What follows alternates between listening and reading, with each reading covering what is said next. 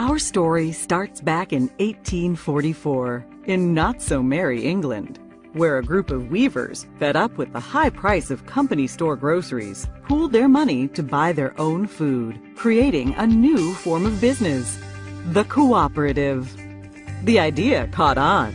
Here in the U.S., President Roosevelt gave electric cooperatives a jump-start with the founding of the Rural Electrification Administration, the REA, telling American farmers and ranchers, if you want electricity, you can do it yourselves. And they did. Rural men and women quickly began scraping together the $5 needed for membership and equity in the co-op. Up went the poles and wire and lines to bring rural folks what they so desperately needed: power. Soon, electric cooperatives popped up all across the country, transforming the way of life in rural America. Today, there are more than 900 electric co-ops in the U.S., bringing electricity to some 42 million Americans. So how do cooperatives work? First off, cooperatives are not for profit. Money comes in from members when they pay their electric bills. Money goes out to pay co-op expenses. A little bit is set aside for emergencies and the future. Any leftover is returned to members. Pretty sweet, huh? But it's not just about the money. Co-ops exist only to serve their members. They have a unique set of cooperative principles. All may join, regardless of race or gender or creed. That's the first principle of cooperatives: voluntary and open membership. Members vote for the directors to lead their co-op.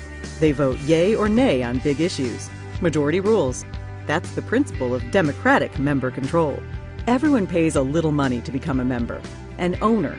We call that principle participating economically. Cooperatives believe and invest in education, training, and information. That makes them smart and sets them apart.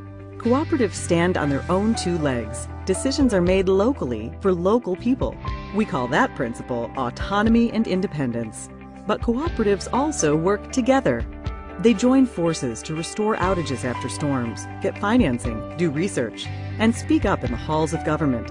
We call this hallowed principle cooperation among cooperatives. It's what makes us strong. And co-ops have a heart, a big heart. They help kids and industries and communities to grow. They give to hospitals and fire stations, ballparks and businesses. Cooperatives deeply demonstrate this principle: concern for community.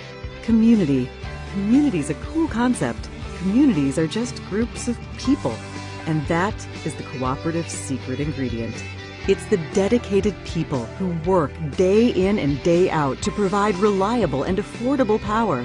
It's the elected people who shape the policies and tackle the big issues. For the most important group of people, the members. Members, the whole reason cooperatives exist. Now that's the cooperative difference. And that's the cooperative advantage. Brought to you by the passionate people of NRECA.